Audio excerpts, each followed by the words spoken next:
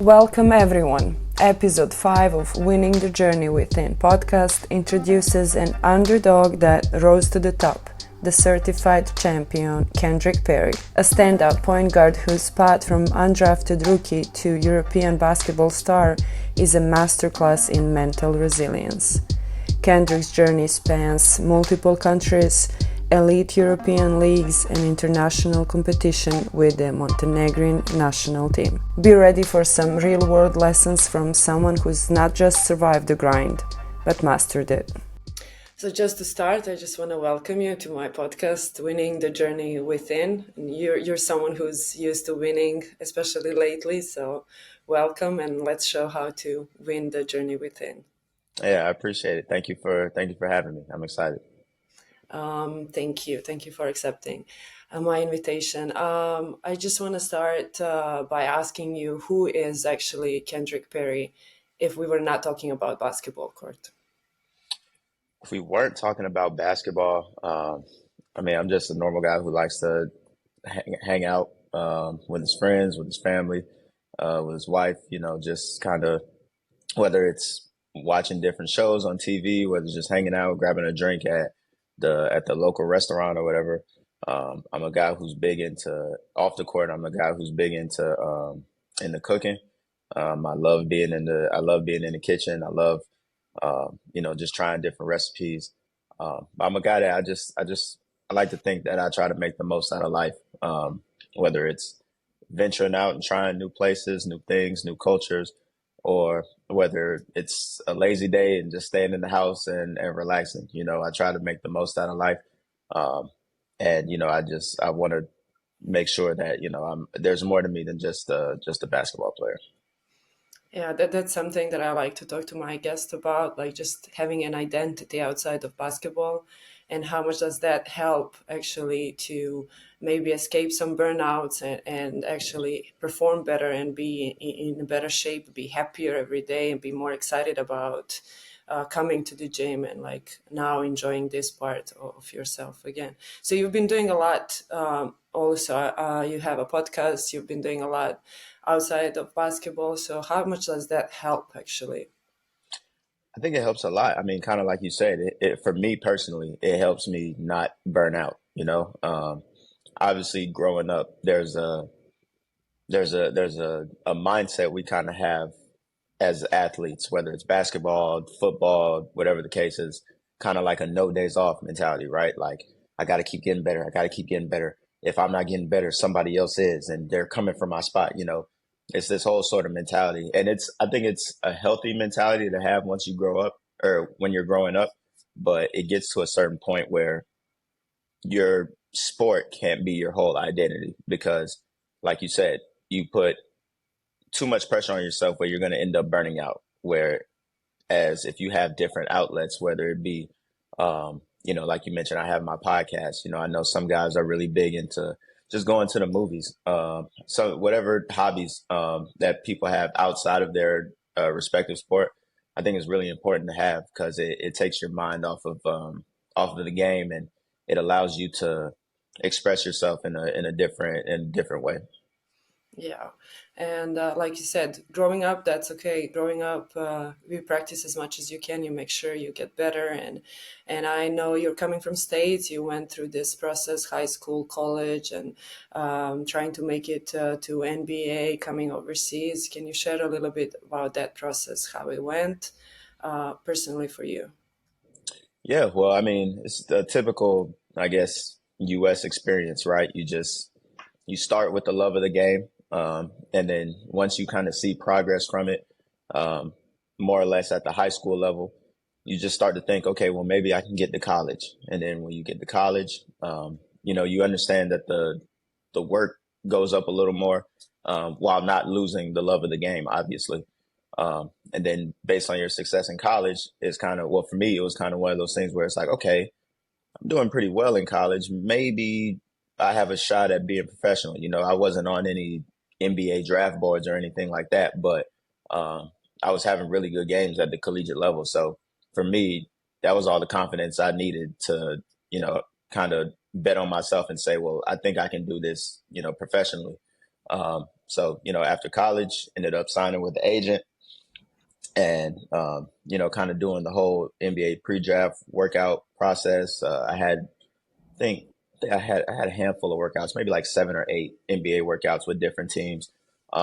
Unfortunately, didn't get my name called in the NBA draft, but I did a quick little stint in the Orlando Summer League, and then from there, the scout and I guess Australia liked my game from college and what I was able to show in the summer league, and I just kind of took it from there. That was my first year playing professionally, and then from there, I just tried to always just get to the next year, get to the next year. It wasn't really a mindset thing of me of, oh, I have to do my best to try to get another shot at the NBA. It was just for me trying to play another year professionally. So, uh, my journey was a bit typical when you think about it, but also a bit atypical when it comes to, the NBA draft and the selection process. So, I kind of think I have good experience on both sides when it comes to what the process is like um, growing up in the States.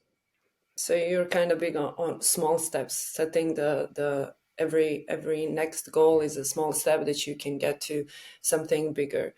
Do you have, like, normally set goals before the seasons? Do you have like your personal goals, like team wise? How does that go for you? Yeah, usually um, I have my individual and team goals. We as a group, it's kind of hard in Europe, year in and year out. When you're traveling to a different country and a different league year in and year out, it takes a while to obviously adjust to the team, adjust to the city that you may be playing in. And then on the court, it's a different league. The rules in Spain may be different than the rules in Montenegro, and the rules in Montenegro may be different from the rules in Greece. So it's all kind of you kind of have to learn a lot on the fly. So for me, it was more so about setting individual goals, and then once the team kind of gets together and we form some kind of identity, then it will be a little easier to talk about goals as a team. But it's kind of like you said, I've always kind of been a guy to just kind of put one foot in front of the other, try not to think too far ahead, but just try to instill a daily goal just to try to get a little bit better every day. And then, we'll look up however many months from now, however many years from now, and hopefully, it'll lead to some positive results. Yeah, and as a point guard, it's kind of different. Also, like, I feel like it's a little bit heavier on you guys. Like, you're kind of like in between the coach and the players. You're trying to see how the coach is thinking, what is his mentality, what is his tactics, and stuff like that. And then you gotta adapt also to the players that you have on your team. How, is that difficult for you? Like, has it been difficult in some situations? Like, what do you find that actually works best for point guards? What kind of mindset, what kind of thinking in these situations? Yeah, it definitely can be difficult at times, right? Because, kind of like you say, you do have to, in some ways, be a reflection of the coach, but also, you're out there battling with your teammates, so it's hard to kind of choose one side. And at times you do have to play both sides of the fence. For me, I always understood that, you know, people have their own um, personality and they deal with everything differently, right? So the way I can maybe talk with one teammate might be different than the way I talk to another teammate. And if coach wants to relay a message to one teammate, it might be easier coming from me than from him. And again, these are things that I've learned throughout my 11 years as a pro. As a rookie, I had no idea what was going on. There were times where I was trying to be um, all on the coach's side, and there were times where I was trying to be all on my teammate side. It's a learning process, but I look up 11 years now as a pro, and I think I'm in a good spot with it. But it's about kind of learning and understanding your teammates more so off the court than on the court, because that's when you really see people's real personalities, and you can kind of adapt to getting the best out of them in that way. Yeah, That's awesome, and you can see that in your career that you've been just growing and learning and getting better from year to year, and you're a good example of somebody who wants actually, who doesn't have it all together maybe at one point, but sees the potential and wants everybody else to see it and give them a chance. So that's something that I feel like we can all learn from you. And like coming to Europe, let's talk about that part. Like you came to Europe, you actually went to Hungary and so on. Came to my beautiful country, the most beautiful country of Montenegro, and we love you there. We just we appreciate you so much what you've done and just the way you conducted yourself as you were actually Montenegrin, you know. And then like you went to Spain and all that process. So let's reflect a little bit on the process of coming to Europe, and then I'll have a few questions on it. Yeah, well, as I mentioned, my first year professionally was in Australia. It was in Sydney, Australia. So I got kind of spoiled my first year out, you know. Sydney was such a beautiful city. Um, great people there. It was more or less similar to America. Obviously people speak English there, so there wasn't really much of a language barrier. So, I remember thinking my first year, like, man, I would love to just make it work in here in Australia and just stay my whole career here. That was always my thing about Europe or overseas in general. I just wanted to find one place where the basketball was great, off the court was great, and I could just lock in and be stable somewhere for my career.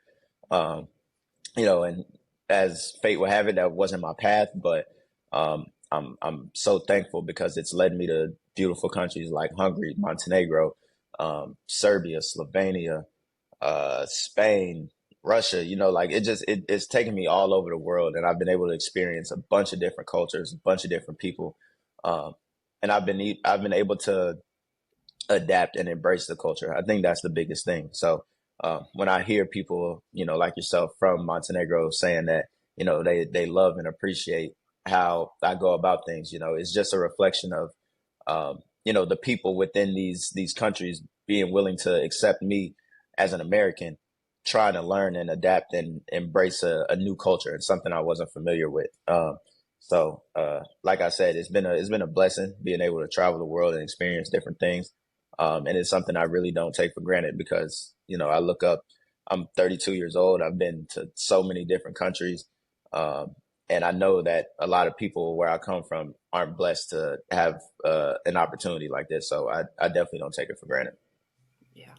I'm gonna share a few things that I learned about you as I was doing my research, just so we can address a few things that athletes actually go through and see how you dealt with it, and if you were actually okay with how you dealt with those situations at the time. Hmm. So talk about the certain moments when you were not getting paid and you were waiting for your paycheck, and how does that go? Like how do you get to the gym and you're like, what is happening? How do I practice now? Hmm. Do I not show how I'm feeling? Like you still have to represent yourself, but you still have to show that this is not all right. And in that aspect, how did you deal with these situations, and would you do something different today? Right. Well, I remember my first year in Europe actually, when I was playing in Hungary. The team was a bit late with one paycheck, but it wasn't really anything. Like, you hear horror stories about teams being late 3, 4 months, and I have had situations like that. But my first situation that I recall, I think we were maybe a month late. And I say only because obviously to people who don't understand, a month late is crazy, but to people who understand what overseas basketball is like, that's unfortunately is pretty common. And I remember I didn't really know how to go about it because again, this is my first year in Europe. But thankfully, I had an older guy on my team, Wesley Channels, who um, he had been around and he kind of uh, pulled us together as a group. And again, this is me learning about leadership and how to get guys on the same page.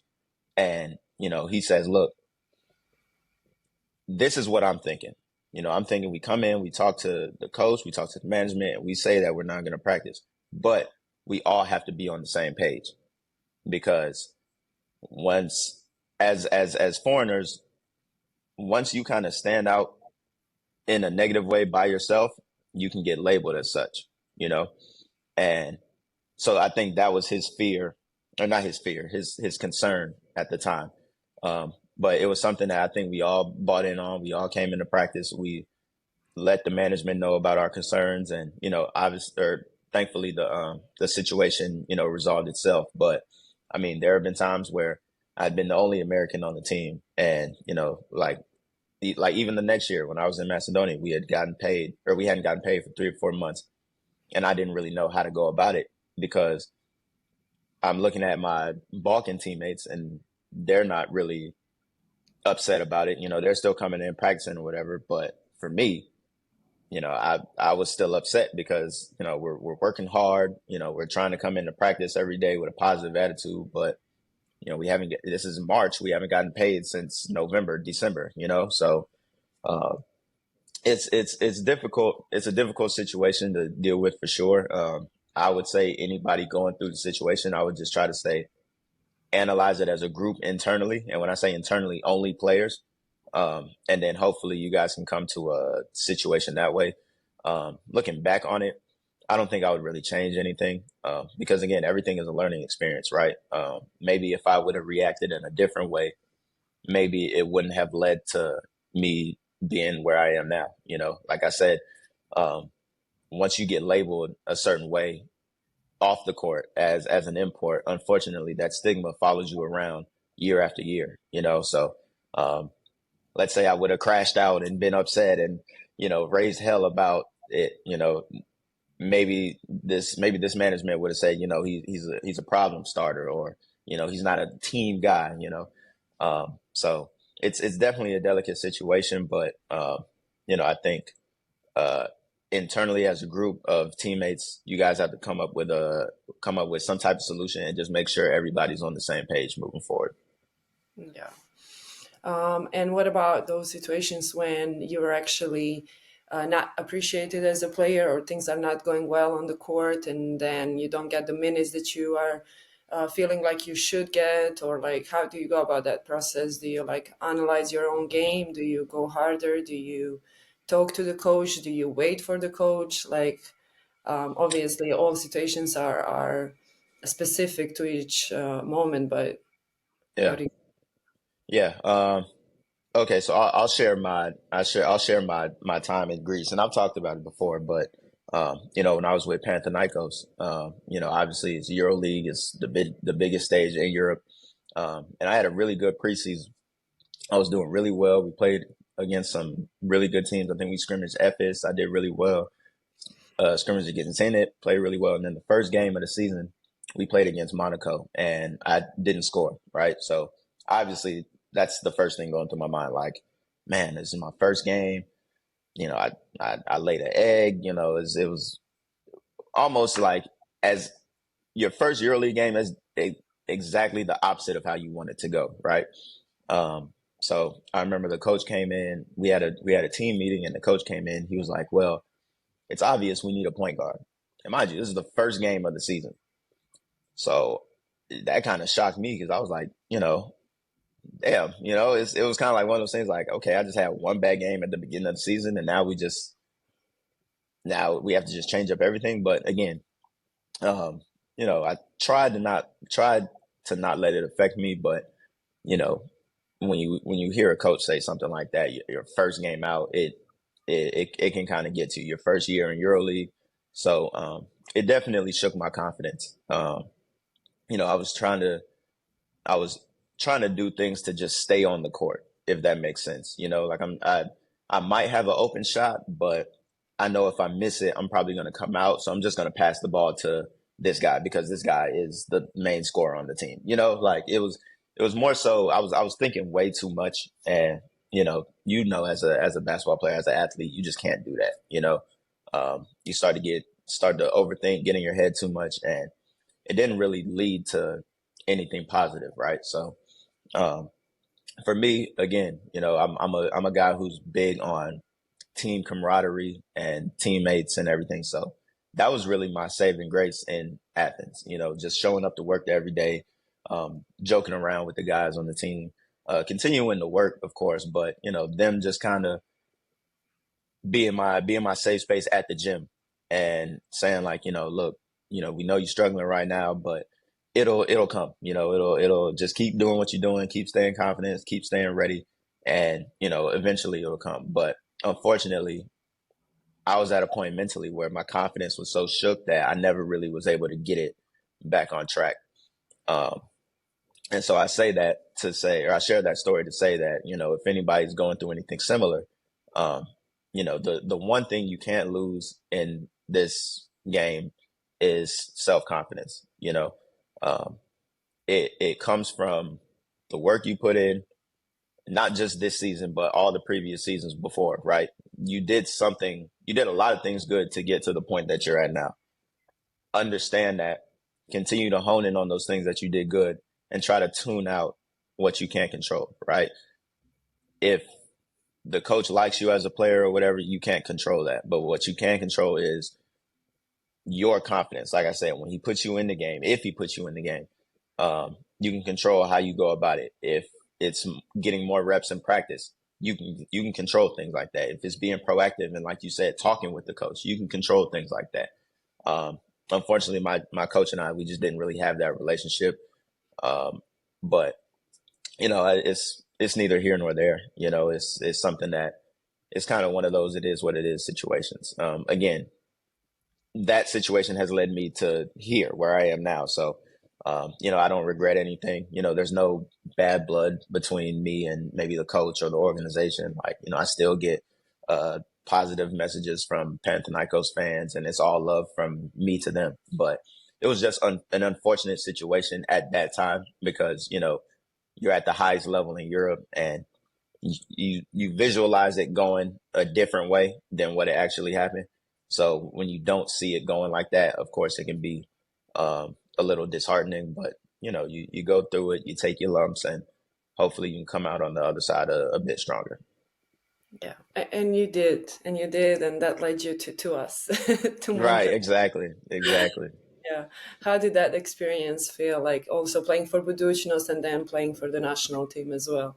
How do you still feel about Montenegro and that experience? Well, it was great. So once I figured out that my time in Athens was up, my agent Mishko came to me and he pretty much was like, we have two offers. We can go to this club, and I think it was a club in Spain, but I think they were fighting to stay relegated. And they said the other one is Budućnost. They play Euro Cup. You're familiar with the ABA League because I played many of my years there. I was familiar playing against some of the guys on the team. Um, so, I mean, for me, it was a no-brainer. It was a situation where I felt like I could salvage some part of the season. Obviously the first half of the season with Panathinaikos didn't go well, but maybe I can save a little bit if I go to Budućnost and I do my thing. And, we do pretty well in Euro Cup and the ABA League.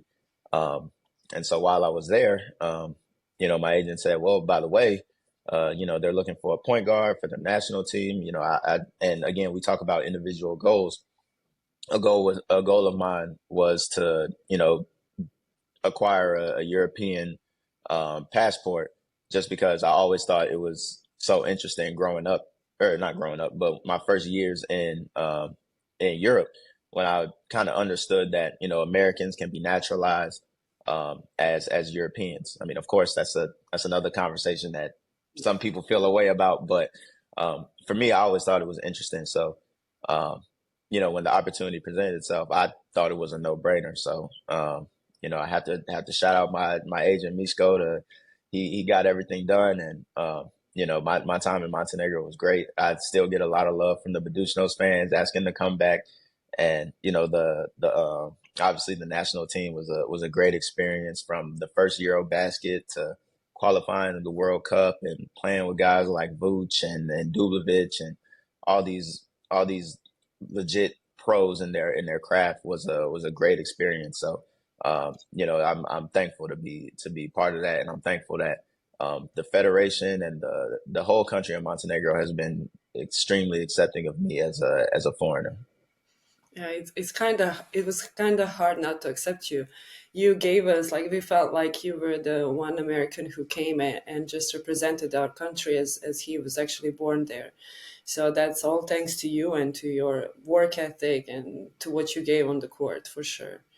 Thank you. um, and that led you to Spain, I guess, right? Am I right? Yep. Yeah, Yep. you came to Spain, and so I listened to this the podcast of yours you have like about playing overseas for Americans, how difficult it is, and then you come in and you talk about how you feel at home in Spain. And so just share a little bit of that experience and how much does that mean to you, like just feeling at home somewhere away from home as a player.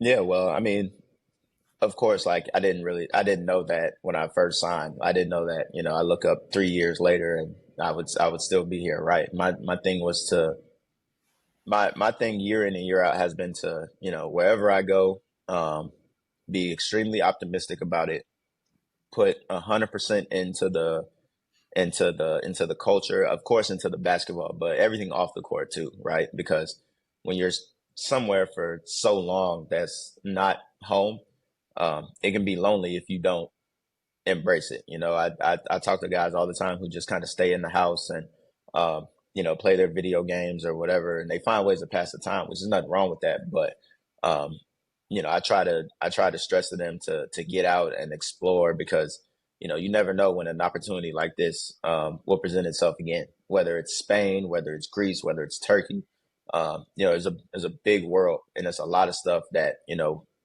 we as Americans, we think we know and we're accustomed to and we're used to, but it's a big world for a lot of people to see.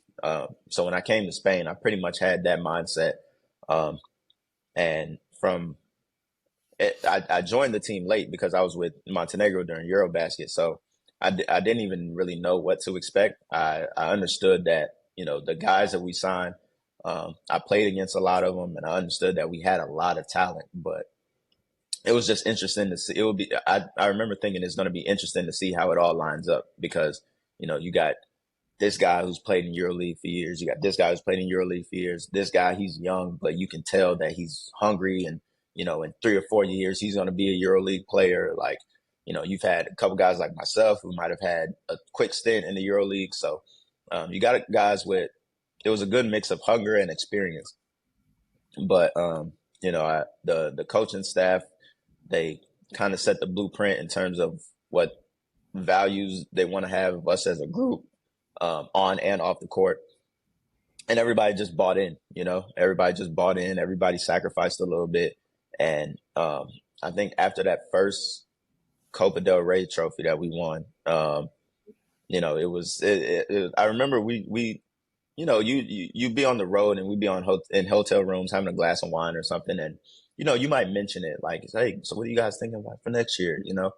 But after that Copa del Rey, it was pretty much a no brainer. It was more so like, all right, we got to do this again. This is something fun. This is something special. This is something that's not common in Europe for 90% of the team to sign back. So we just embraced each other and what we were able to build within a short amount of time.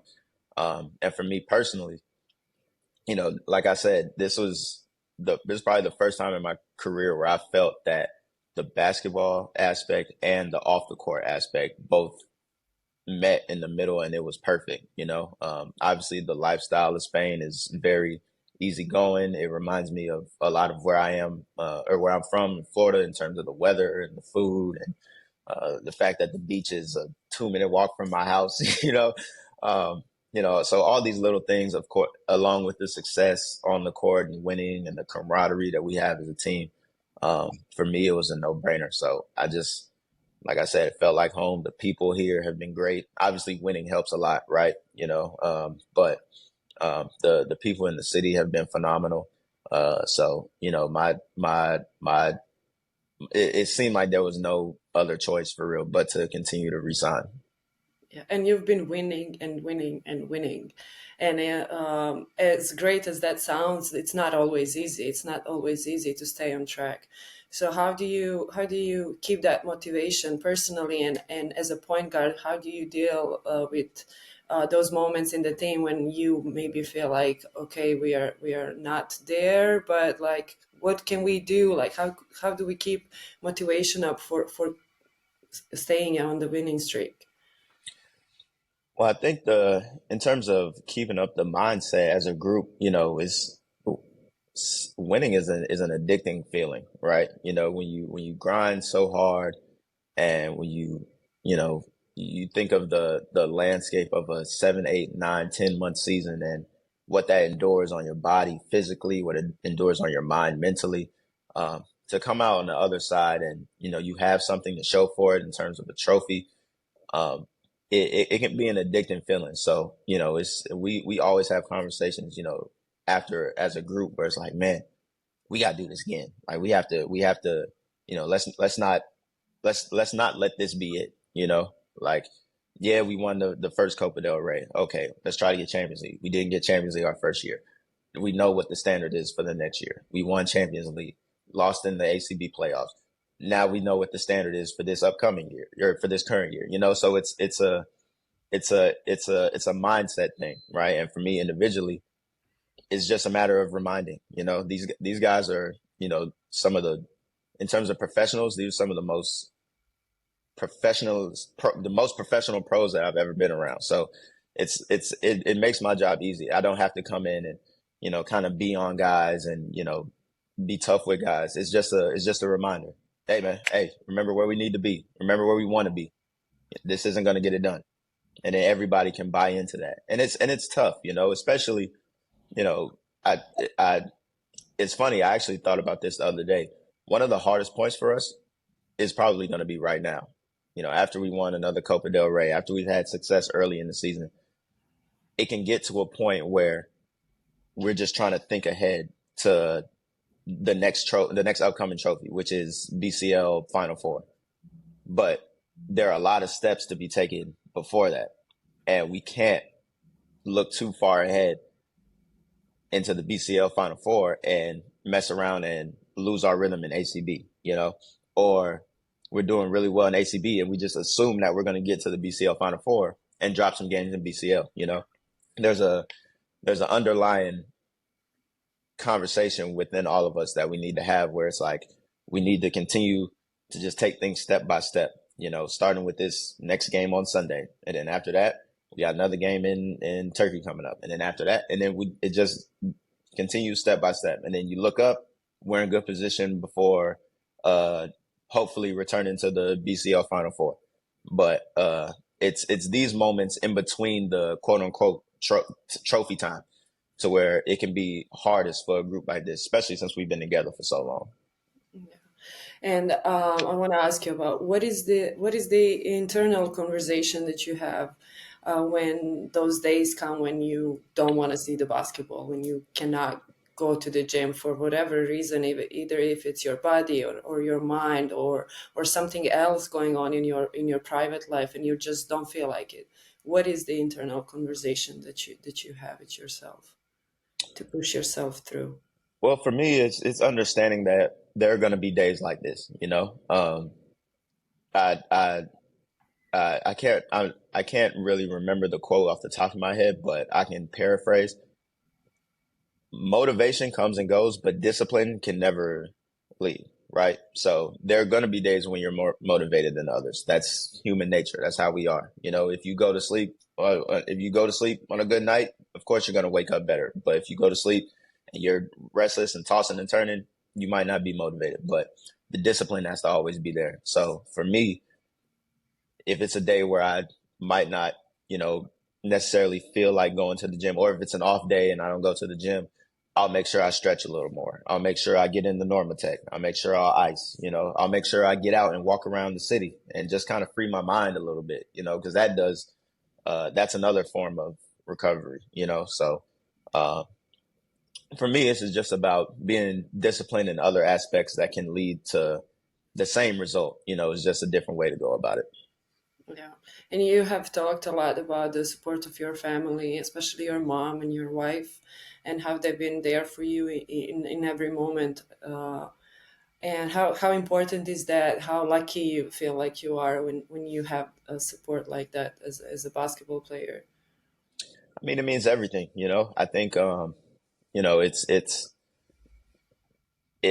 tough because, you know, again, you spend so much time with your teammates on the road and just in the gym or whatever. But, you know, at the end of the day, it's understanding that everybody has their own lives personally, and everybody has um, their people in their corner and their support that keeps them going.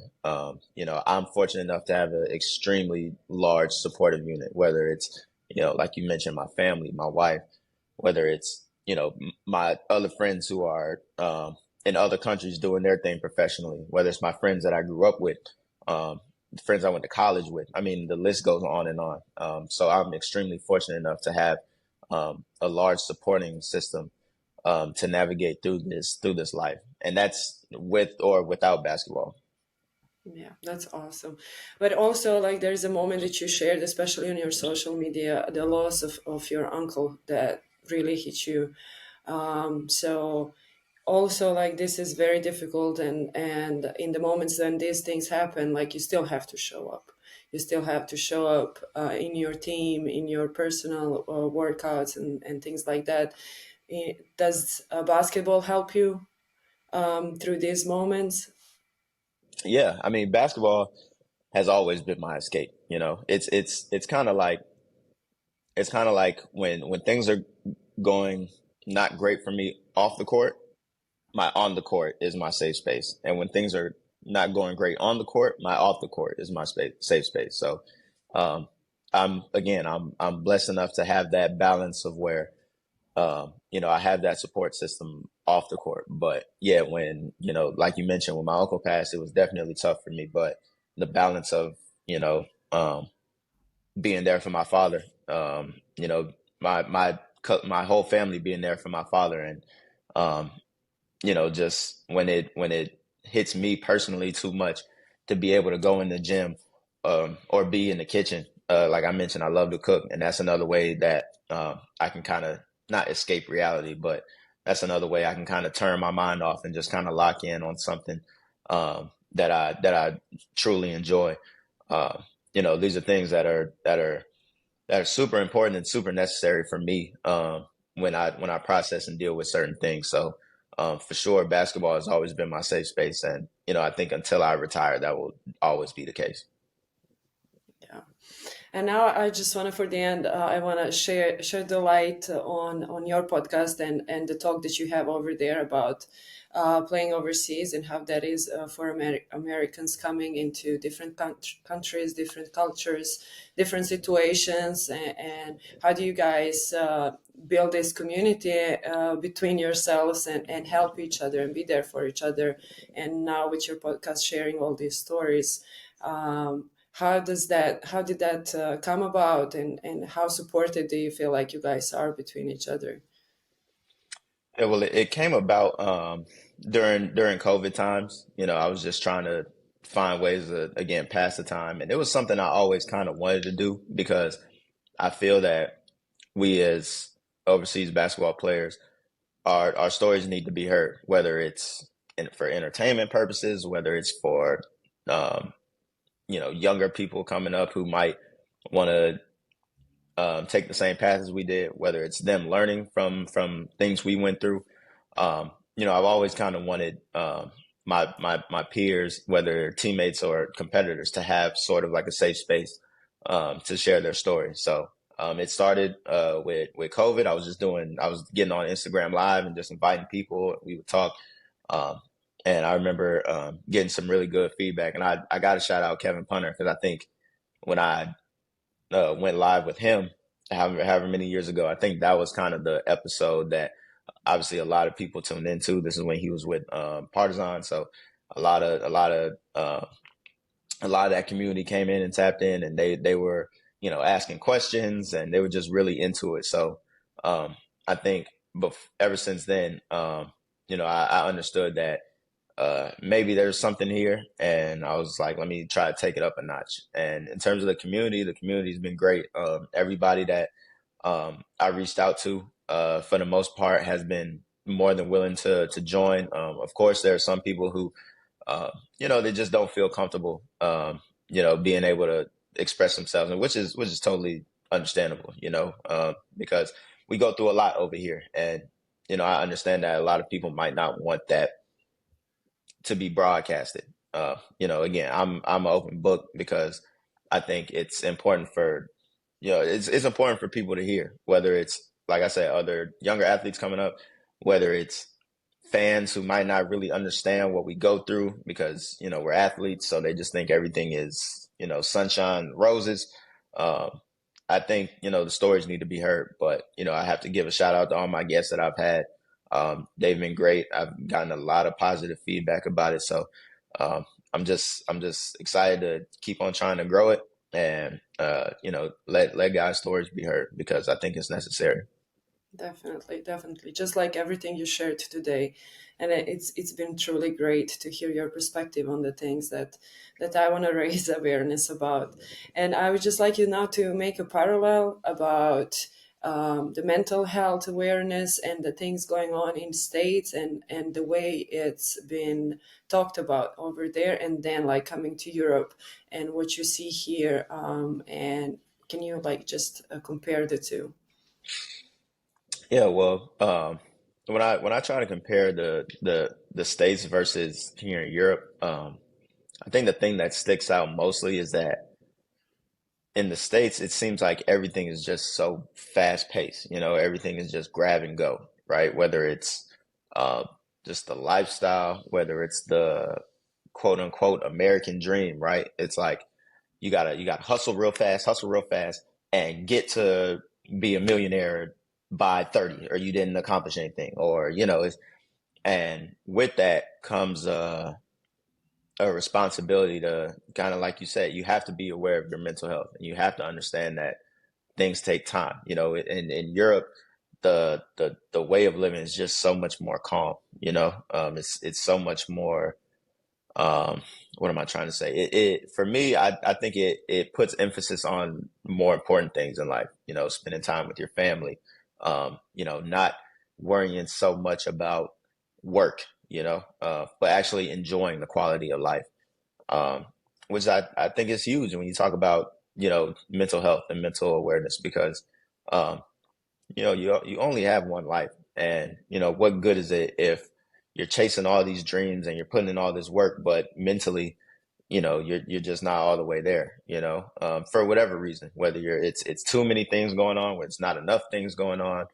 um, it can be draining, and then you look up however many years later, and you realize that you've lived life, but you haven't really lived life, if that makes sense. You haven't really enjoyed what you've gotten out of life. um, and it seems like here in Europe is totally the opposite. Here in Spain, they have siesta for 4 hours, where everything is closed from 3 to 7. It's tough when it's funny because, like, we'll go places for lunch and we're like, oh man, this is closed, this is closed. We got to figure out something. But when you think of the grand scheme of things, like, it's not the worst idea for businesses to shut down so their employees can go spend time with their family. And when you talk about mental health, for me, that's like the biggest thing. So um, if I can compare the two, I think those are kind of the differences that I see. But again, if you don't have your mental health right, then you're already playing from behind, whether it's in work, whether it's in your relationship, whether it's in just life in general. I think you gotta find ways to make sure mentally, you're at the, obviously maybe not at the top of your game, but you're in a good place mentally first before you can start anything else, because the mind is the engine that starts everything else. True, very true. Thank you for sharing all of your experiences and all of your thoughts, and your growth as a person, as a player. I truly appreciate this conversation. Yeah, no problem. I appreciate you. Thank you for having me again. This was fun. I enjoyed. Thank you.